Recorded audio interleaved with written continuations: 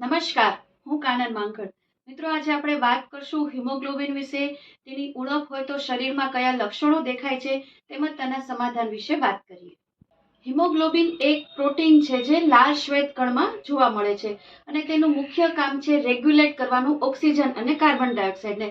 એટલે સામાન્ય રીતે ફેફસામાંથી ઓક્સિજન લઈને આપણા આખા શરીરમાં તેને પહોંચાડે છે. હવે જે લોકોને પણ હિમોગ્લોબિન ઓછું છે તે લોકોને મુખ્ય લક્ષણ છે થાક લાગવો. હવે તમે ગમે તેટલી સરસ નીંદર કરી હોય, આરામ કર્યો હોય તો પણ તમને કોઈ કામ કરવાની ઉર્જા રહેતી જ નથી. આખો દિવસ થાક લાગ્યા કરે છે. બીજી વાત કરીએ તો તમે થોડું એવું ચાલો છો અથવા તો 4-5 દાદરા જ ચડ્યા છો અને તમને શ્વાસ ચડવા માંડે છે. તમને એમ લાગે છે કે હવે તમારાથી એક પણ ડગલું ચલાશે નહીં. તો આ બંને છે તેના મુખ્ય લક્ષણ છે. બીજી વાત કરીએ તો તે લોકોની સ્કિન છે એ ફિક્કી હોય છે. આપણે સામાન્ય રીતે મુઠ્ઠી વાળીએ ને ખોલીએ તો એકદમ લાલાશ પડતી ચામડી થઈ જાય છે. તો જે લોકોને ઉણપ હોય છે તો તે લોકોની સ્કિન ફિક્કી હોય છે, પીળાશ પડતી હોય છે. તે લોકો દેખાવે ધોળા હોય પણ ઇન્ટરનલ ગ્લો હોય છે તે ઓછો હોય છે. ઘણી એવા લેડીઝ મેં તો જોયા છે કે તે લોકોને વારે વારે ચક્કર આવી જાય છે, બેભાન થઈ જાય છે, માથું સતત દુખ્યા કરે છે. તે લોકોની વાળની ક્વોલિટી પણ સારી નથી હોતી, વાળ ખર્યા કરે છે, એકદમ ડ્રાય હોય છે. તો આવા લક્ષણો હોય છે તો તમારામાં હિમોગ્લોબિનની કદાચ ઉણપ છે હોય છે. લક્ષણો જોઈને આપણને ખ્યાલ આવી ગયો કે આપણામાં હિમોગ્લોબિનની ઉણપ છે. તો એવે કયા ઉપાય છે જે કુદરતી રીતે આપણે હિમોગ્લોબિનને વધારી શકીએ? તો પહેલું છે આયનયુક્ત આહાર.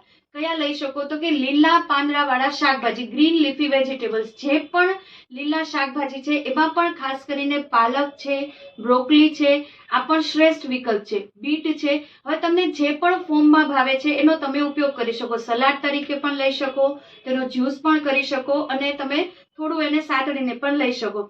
સાથે છે બેસ્ટ ઓપ્શન ઘઉંના જવારા. હવે તમે આ વસ્તુ ઘરે પણ ઉગાડી શકો છો અને હવે તો ઓનલાઈન પણ પાવડર પણ તેનો મળે છે, તો એ પણ શ્રેષ્ઠ વિકલ્પ છે. સાથે સાથે દાળ છે, રાજમા છે, ફળગાવેલા કઠોળ છે, આ પણ શ્રેષ્ઠ વિકલ્પ છે.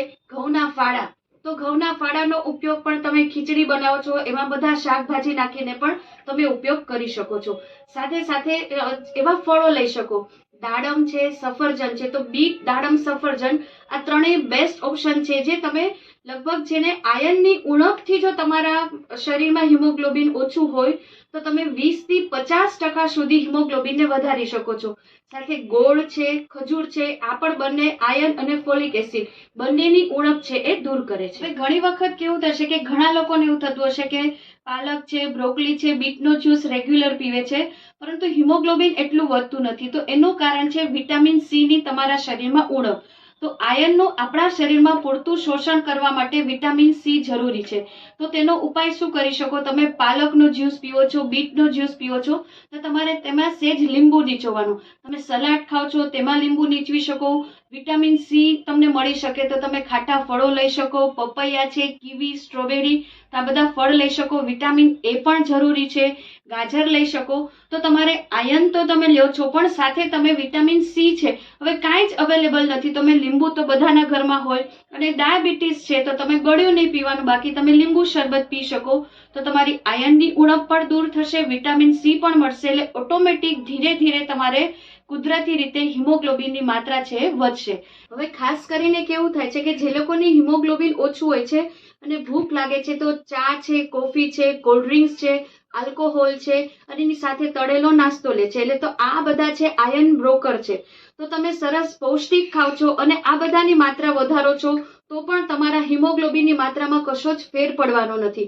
તો જેને હિમોગ્લોબિન ઓછું છે એને 2-3 કલાકે ખાવું જોઈએ, પણ કેવું ખાવાનું? જે તમારા શરીરમાં તેનું લોહી બને પૌષ્ટિક હોય. ચા, કોફી, આલ્કોહોલની વધારે ટેવ હોય તો તે બને તો ઓછા પીવાના. અને સાથે તમે જે રસોઈ બનાવો છો એ લોઢાના વાસણમાં છે એ બનાવો તો પણ તમારી હિમોગ્લોબિનની માત્રા છે કુદરતી રીતે વધી શકશે. છેલ્લો અને અતિ મહત્વનો ઉપાય છે એ છે શારીરિક વ્યાયામ. તમે એરોબિક્સ કરી શકો છો, ડાન્સિંગ છે, સ્વિમિંગ ફાવે તો સ્વિમિંગ, સાયકલિંગ, વોકિંગ કરો, રનિંગ કરો, કોઈ પણ પ્રવૃત્તિ. અને તમારી ઉંમર કોઈ પણ હોય તમે યોગ તો કરી જ શકો છો. આનાથી શું થશે? જેટલું પણ તમે શારીરિક વ્યાયામ કરશો એટલું આપણા શરીરમાં ઓક્સિજનની જરૂર પડશે અને એટલું જ હિમોગ્લોબિન છે વધારે બનશે. માટે ઓક્સિજન યુક્ત જે બ્લડ છે એ આપણા શરીરમાં વહેવા માટે શારીરિક વ્યાયામ છે ખૂબ જરૂરી છે. કોઈ જ વસ્તુ તમને ન ફાવે, તમે આસન કરો, સિમ્પલ પ્રાણાયામ, એમાં પણ ખાસ કરીને અનુલોમ વિલોમ જે નાડી શોધન કહેવાય છે, જે આપણા કોષે કોષ સુધી ઓક્સિજનની માત્રા છે પહોંચાડે છે. તો પ્રાણાયામ કરી શકો છો, મેડિટેશન કરી શકો છો, અને સાથે પૂરતું પાણી પીવાનું. જેટલું પણ તમે પાણીની માત્રા શરીરમાં પ્રોપર રાખશો એટલું જ આપણા શરીરમાં બ્લડ સર્ક્યુલેશન છે સરસ થશે. તો સારું ખાનપાન રાખીએ અને શારીરિક વ્યાયામ કરીએ તો હિમોગ્લોબિનની સાથે કદાચ વિટામિન બી, વિટામિન B12 છે, ડી છે, આ બધું ઓછું હશે તો એની મેળે એક વસ્તુ સારી થતા આખી આપણા સાયકલ છે એ સરસ થશે. તો આશા રાખું છું આ વિડીયો આપને કામ આવશે.